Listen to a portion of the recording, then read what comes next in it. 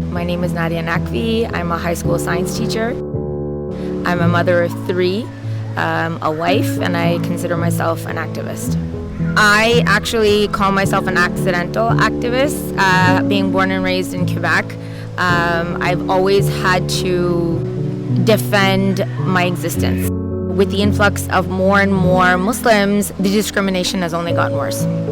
Obviously prayer is very calming. Listening to and reading the Quran is very calming. But I've learned that, meditation is something that is very close to prayer, but the conventional meditation is something that my rehab center made a point of teaching. And so that has helped a lot. Obviously sitting in nature has helped a lot too, because when you have natural noise around you, it's really easy to block out the external and internal noise.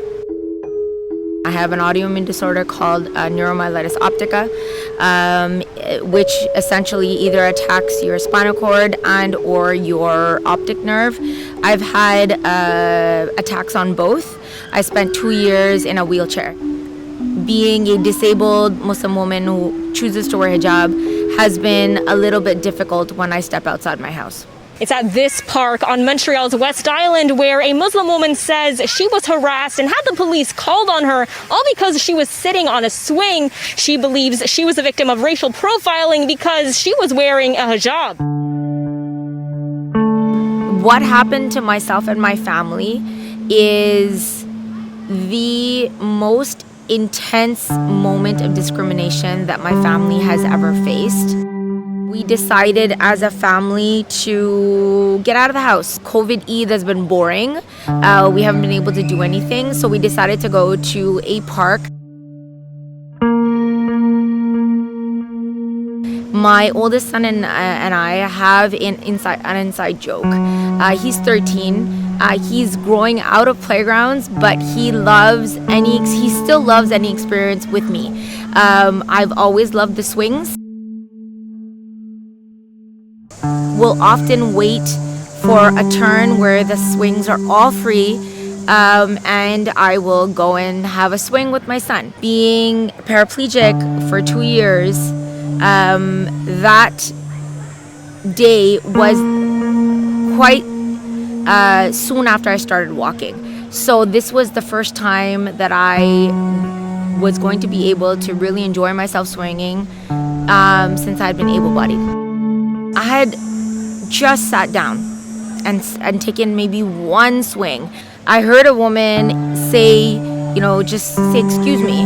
And I looked over thinking that, maybe, she had a child that, wanted the swings, even though the swings were all free.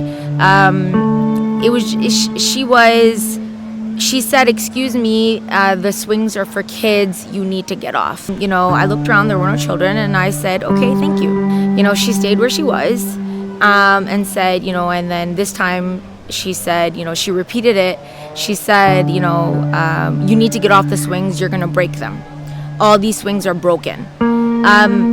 Not true. I have gained some weight while I was, recovering, but I am nowhere near the weight limit. The next thing I knew, my son said, "Mama, she's recording us." And I looked over and she had her camera out and she was saying something like, look at this woman. She was saying things like, you should go swing in a rehab center, essentially showing her discrimination against the disabled, saying that we, all of our fun has to be in rehab centers.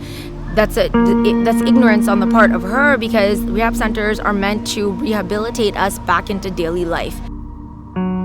As many years as you can remember, you will have had developed a gut feeling. I had that gut feeling that there's something wrong here. Were I a white woman swinging, she might not have said anything to me. She called the police and said, "There's a lady in the park, she's swinging, she's gonna break the swings." My younger children and my nieces were crying. They were clearly traumatized. My sister-in-laws were crying afterwards once their rush to defend their older sister was over. I wasn't. I was fine. I've had many an Islamophobic attack while I was by myself. And I've had many with my children where I have went into mama bear mode. But because I was supported, I was fine. My children saw that I was fine, and they saw that you can be fine after you've spoken up for yourself. As an activist that wholeheartedly feels that leaders will come and go, it is individual people who have the strength and conviction to stand up. They are going to make the most difference. And how do we do that? As a teacher, I can only speak to what I know.